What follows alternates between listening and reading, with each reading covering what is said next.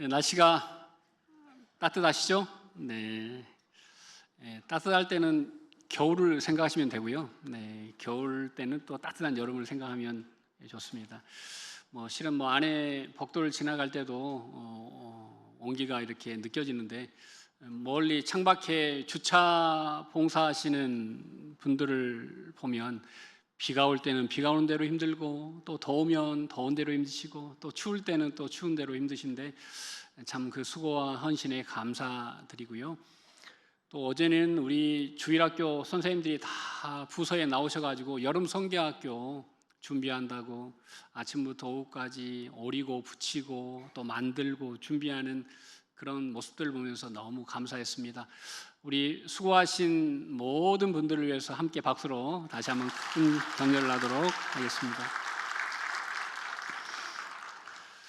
제가 어릴 때 여름 성경학교 한 일주일 전에, 그때는 알릴 방법이 없으니까 어떻게 알렸을까요? 큰 북을 선생님이 치고, 또 뒤에서 기타 치고 막대기에다가 날짜 붙여가지고 온 동네를 이렇게 다니면서 여름 성경학교에 오라고 이렇게 알렸거든요. 이번에 저희들은 주보에 그리고 홈페이지에 잘 알려놨는데, 이 시간들을 잘 확인하시고 가능하면 손주들도 이때 와라, 이때 데리고 와서 함께 여름 성경학교도 참여하고, 또 우리 청년들, 방학 중에 있는 청년들, 또 잠시 부모님 댁에 온 청년들도 함께 이런 걸 할 수 있도록 권유해 주시면 감사하겠습니다. 사무엘상 16장은 참 중요한 장입니다. 하나님께서 한 사람을 주목하여 보시고 그 사람을 선택하여서 세우시는 내용이 오늘 본문에 잘 기록되어져 있는데요. 하나님께서 어떤 사람을 찾으시고 또 보시는가를 오늘 본문을 통해서 우리가 살펴보기를 원합니다. 여러분들에게 아주 좋은 그림을 한 장 보여드리도록 하겠습니다. 200년 전 프랑스 화가 빅터 비엔누리가 그린 그림입니다. 다윗에게 기름 붓는 사무엘이라는 제목을 가지고 있는데요. 제가 오늘 이 본문 사무엘상 16장을 배경으로 하는 그림을 많은 분들이 그렸습니다. 나파엘도 그리고 등등 여러 사람들이 성화를 그렸는데, 그 중에서 이 그림이 가장 하나님 보시는 관점으로 그려진 그림이구나라는 마음이 들었습니다. 자, 사무엘 선지자는 어리고 목동이었지만 누가 명령하신 거예요? 하나님께서 명령하시니까 순종해서 담대하게 그 사람에게 기름을 붓고 있고요. 자, 어린 목동 다윗은 어떻게 합니까? 가슴에 양손을 모으고 저같이 비천한 자를 세우시다니요 하고 겸손한 마음으로 그 자리에 서 있습니다. 자, 반면에 형들은 어떤가요? 형들의 태도는 과연 이게 맞아? 아니, 내가 아니고 쟤라고? 이건 받아들일 수 없어, 이해할 수 없어, 이건 뭔가 잘못된 거야 라고 의심과 그리고 여러 분노들이 보이고요. 아버지 이새는 뒤에서 다윗을 그쪽으로 밀고 있지만 이새의 손길에도 주저함이 있습니다. 과연 이게 하나님의 뜻인가 라고 그는 생각하고 있는 것이죠.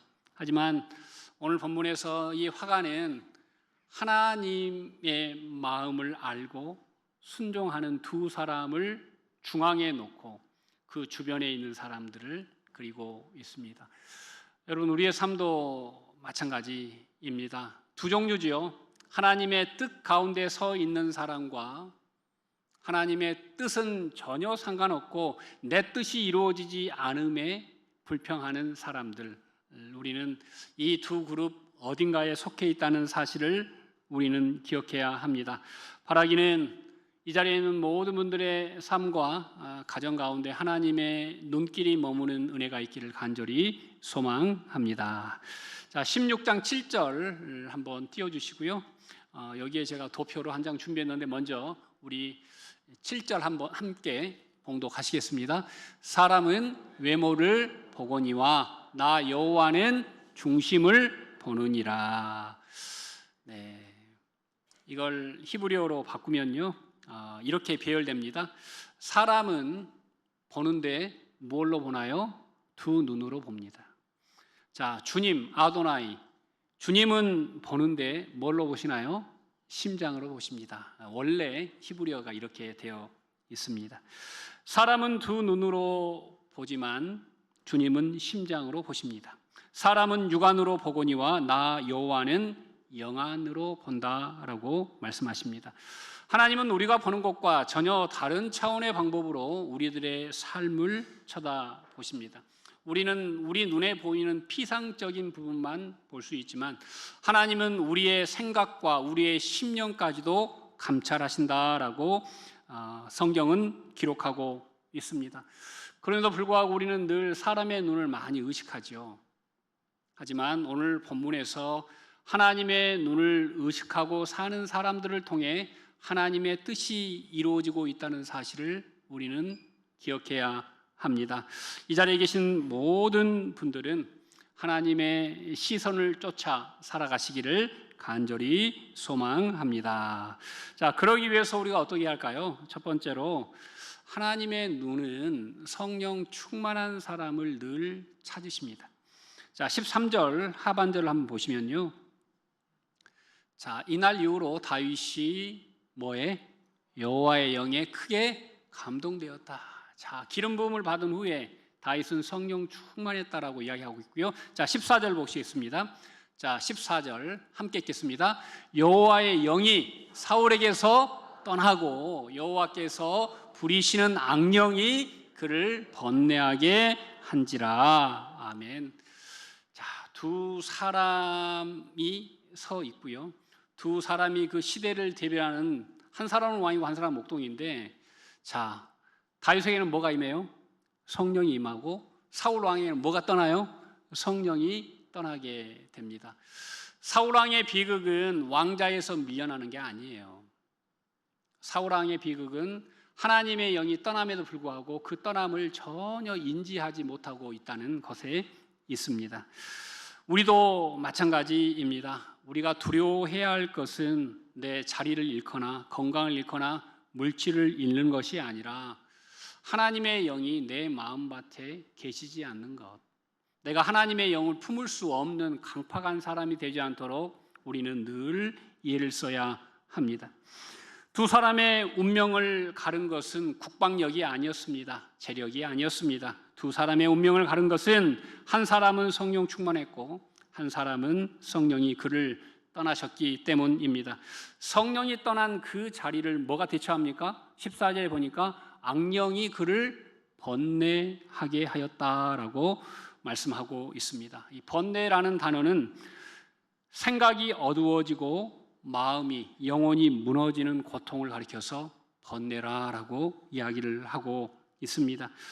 오늘 이 자리에 모두 앉아 계시지만 실은 겉으로 볼 때는 다 이발도 하시고 화장도 하시고 예쁜 옷을 다 입고 나오셨지만 심령이 상해 있는 분들이 계시죠. 마음속에 분노가 있는 분들이 계시고 마음속에 해결되지 않는 어떤 어려움이 있는 분들이 있습니다. 우리는 이때 이런 마음을 먹어야 합니다. 지금 내 마음의 주인은 누구인가? 내 마음은 어디를 향하고 있는가를 우리는 생각해 보아야 합니다.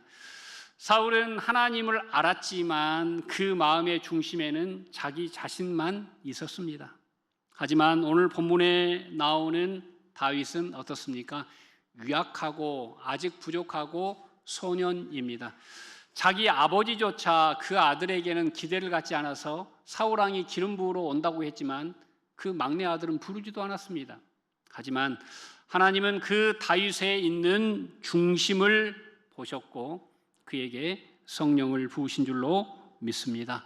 성령 충만한 사람은 어떤 특별한 사람이 아닙니다. 성령 충만한 사람은 어떤 상황 가운데서도 하나님을 생각하는 사람이 성령 충만한 사람입니다. 이 자리에 계신 모든 분들 위해 성령 충만함이 있기를 간절히 소망합니다. 자, 15절 한번 보시죠. 자, 함께 읽겠습니다. 사울의 신하들이 그에게 이르되 보소서 하나님께서 부리시는 악령이 왕을 번뇌하게 하온즉. 아멘. 자, 하나님이 부리시는 악령, 이걸 우리가 오해의 소지가 참 많은데요. 원뜻은 뭘까요? 원뜻은 악한 영조차도 하나님의 통제 아래 있다라는 의미입니다. 악한 영조차도 누구의 통제 아래 있다고요? 하나님의 통제 아래 있다. 욥기를 보면요, 욥을 사단이 시험하는데 하나님께 허락을 득합니다.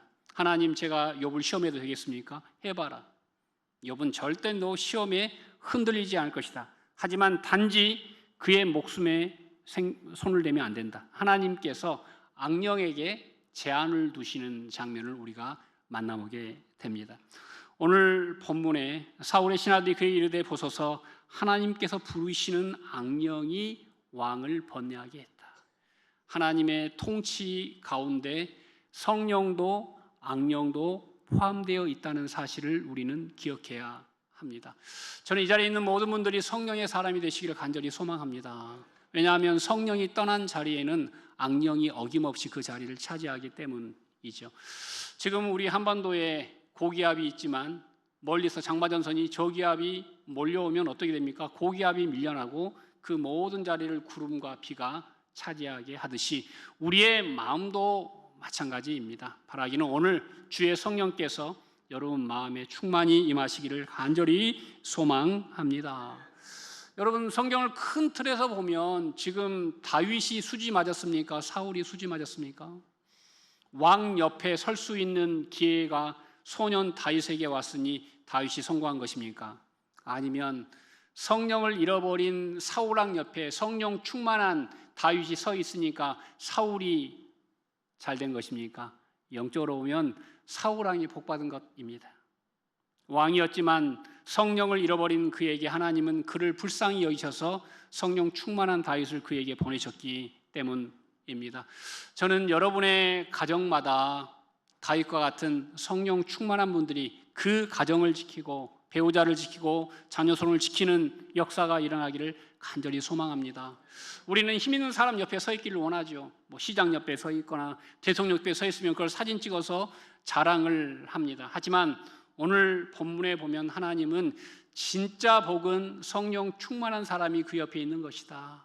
진짜 복은 성령이 충만한 교회에 다니는 것이다 라고 오늘 성경은 우리에게 말씀하고 있습니다. 무엇보다 여러분들이 성령 충만하셔서 정말 핍절한 영혼들에게 한 줌의 기쁨과 평안을 주는 분들이 되시기를 간절히 소망합니다.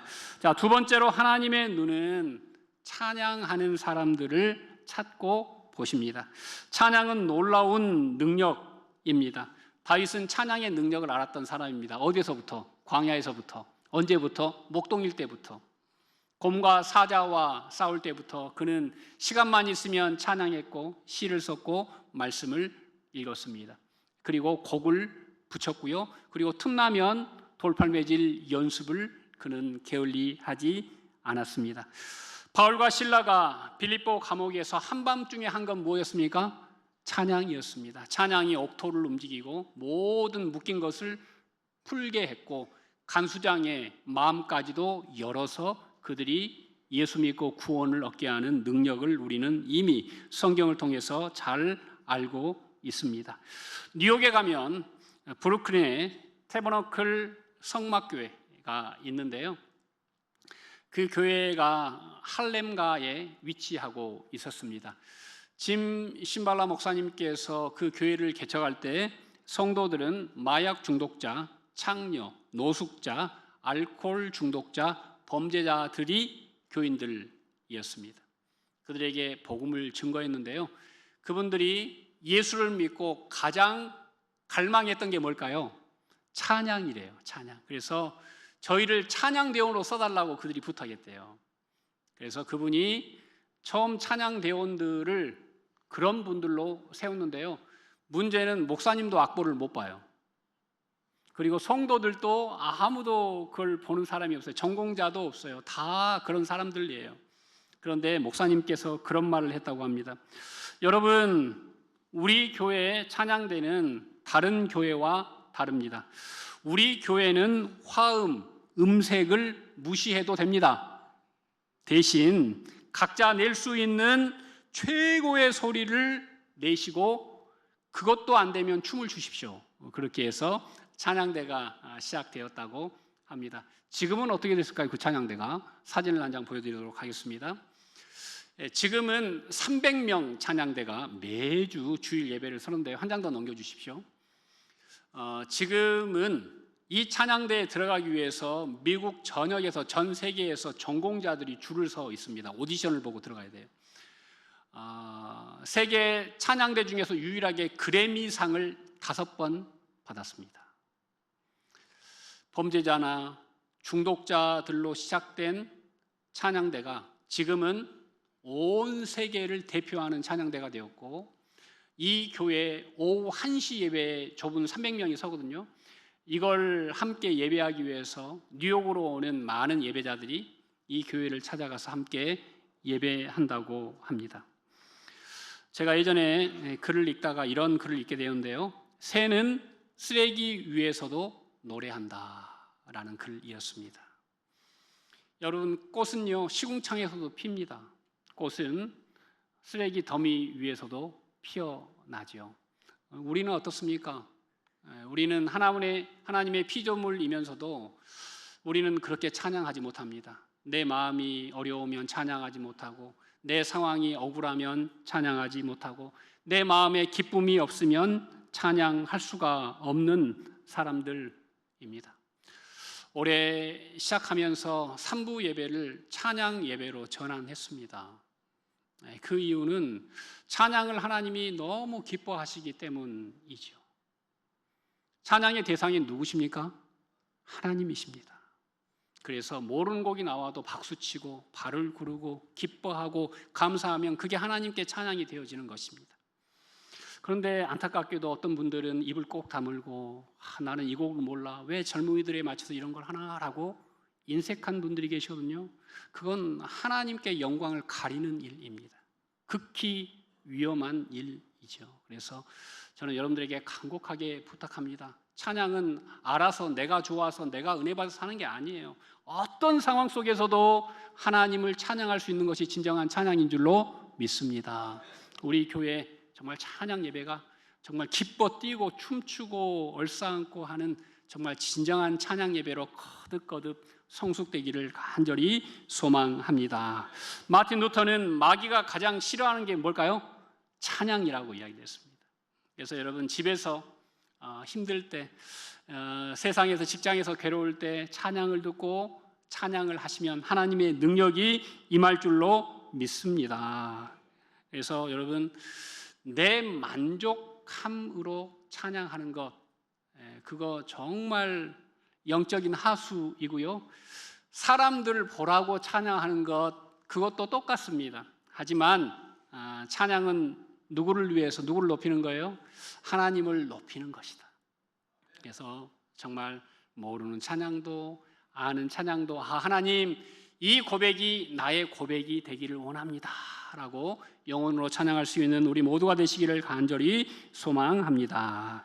자, 16절 한번 보시죠. 16절 보시면 한 사람을 소개하는데, 자, 누가 그 사람을 소개하냐면 왕의 신하 중에 한 사람이 다윗을 알았어요.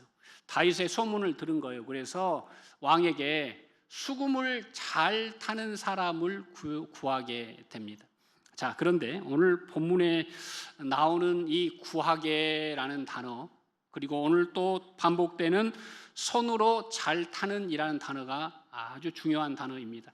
자, 이 잘 타다, 플레잉 기타, 플레잉 피아노라고 보통 이야기하죠. 연주하다라고 하는데 히브리어로는 한번 따라서 해볼까요?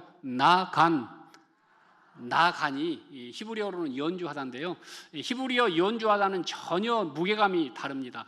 이걸 그냥 우리말로 바꾼다면 손끝에 은혜가 흐릅니다. 또는 그 손끝이 하나님을 향합니다라는 뜻입니다.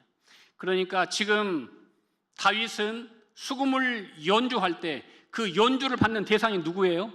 하나님이라는 뜻이에요. 다윗은 지금 곧 왕실로 불려와서 사울왕 앞에서 수금을 탈 거예요. 그러면 보통 사람들은 그렇게 생각했죠. 야, 내가 왕 앞에서 연주를 하네 라고 생각할 텐데, 다윗은 나아간했다는 거예요. 다윗은 왕 앞에서 연주하는 것이 아니라 자기의 모든 존재를 누구에게 올렸다고요? 하나님에게 올렸다고. 그게 나간이라는 단어입니다.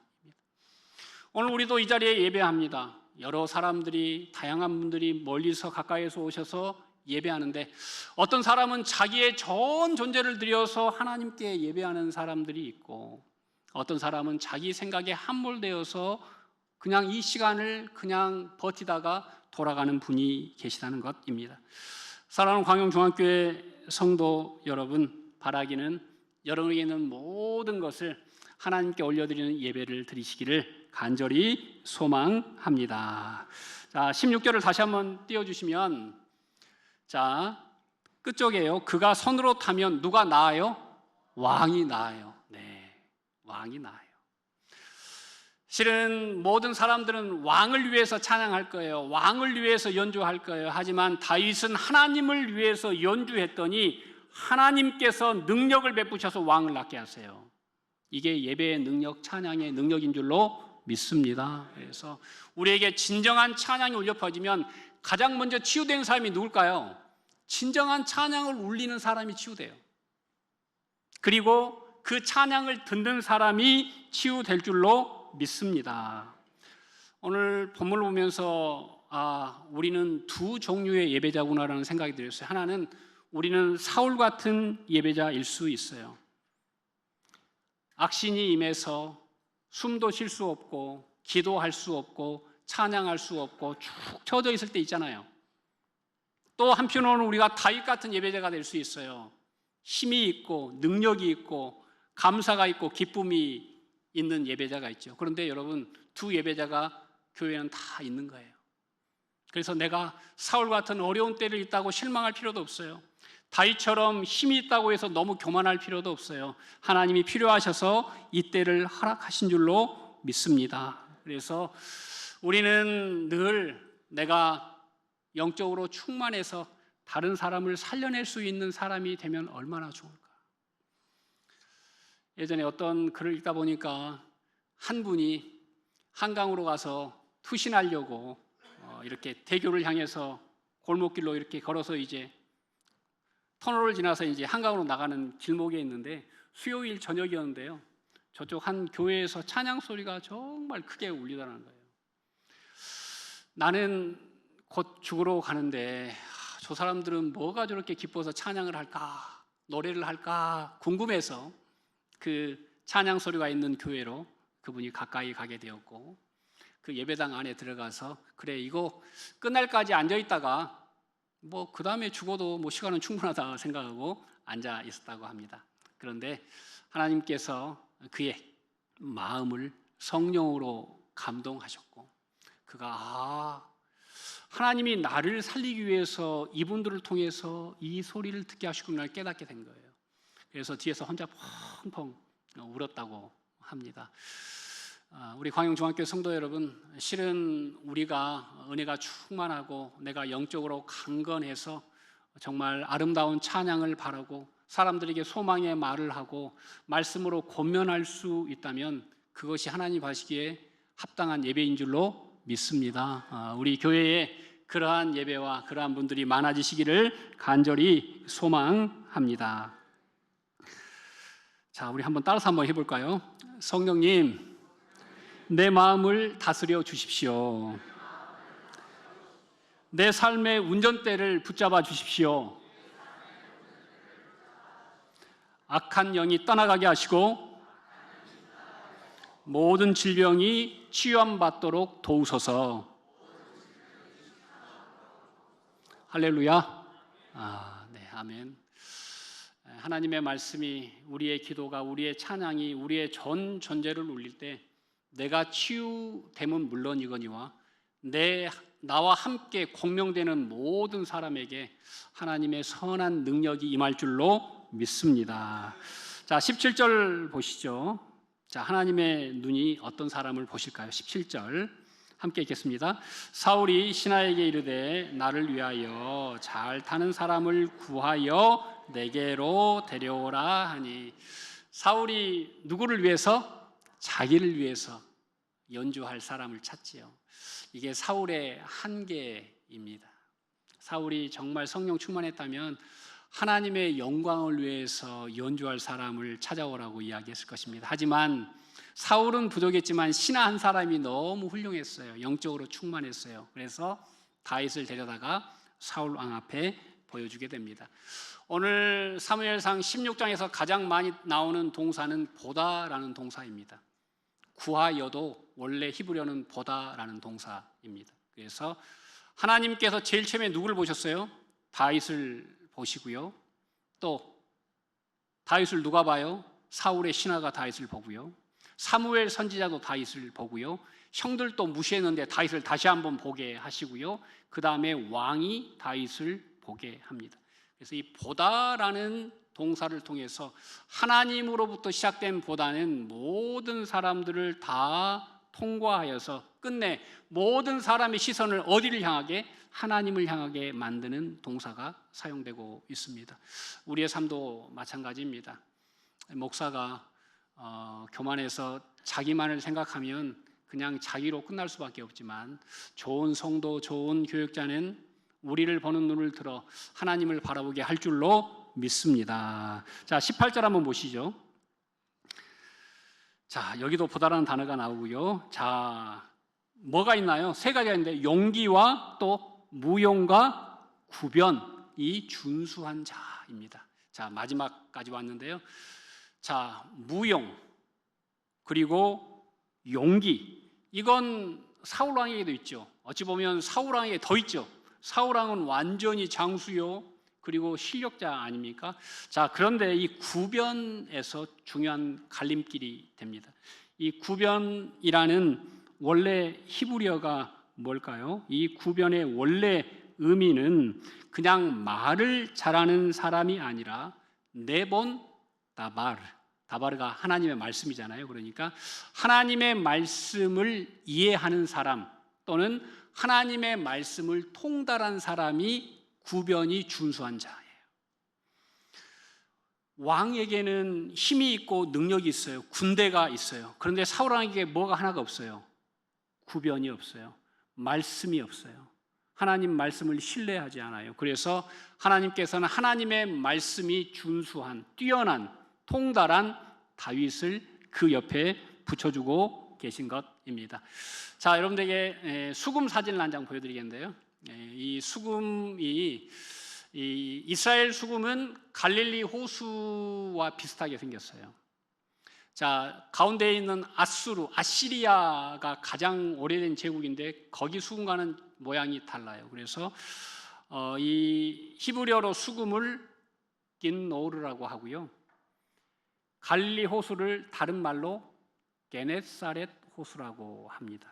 이 게네사렛이 수금이라는 뜻에서 왔거든요. 그래서 이 수금 모양이 사람의 심장의 모양을 닮아 있습니다. 다윗은 수금을 타서 사울과 그 시대를 깨우고요. 예수님께서는 다윗의 자손으로 오셔서 갈릴리에서 많은 사람들의 생명을 회복하고 살리는 일을 하시는 거예요. 그래서 긴노르, 긴네렛 호수, 이렇게 구약과 신약이 연결되게 되는 것입니다. 사랑하는 성도 여러분, 하나님은 다윗 시대 때도 그리고 지금도 눈여겨보시고 찾는 사람들이 있습니다. 하나님의 영으로 풍성한 인생이 되시기를 간절히 소망합니다. 어떤 상황 가운데서도 찬양하시고 찬양이 되시는 분들이 되시기를 바랍니다. 그리고 세상이 어떻게 변해도 하나님의 말씀을 붙들고 그 말씀을 기준 삼아 살아가시기를 간절히 축원드립니다. 기도하시겠습니다. 사랑과 은혜가 충만하신 하나님, 감사합니다. 하나님은 사울의 치유를 넘어 시대를 치유하시기 위해서 다윗이란 사람을 준비하셨습니다. 우리의 눈에 사울에게 좋은 것 같지만 실상 진정 좋은 것은 사울을 넘어 그 시대가 형통했음을 우리는 기억해야 합니다. 우리 모든 믿는 사람들이 성령 충만하여서 하나님의 말씀을 붙들고 하나님의 성호를 높여 드림으로 이 시대를 치유하고 회복하는 교회 되게 하여 주시옵소서. 예수님 이름으로 간절히 기도드립니다. 아멘.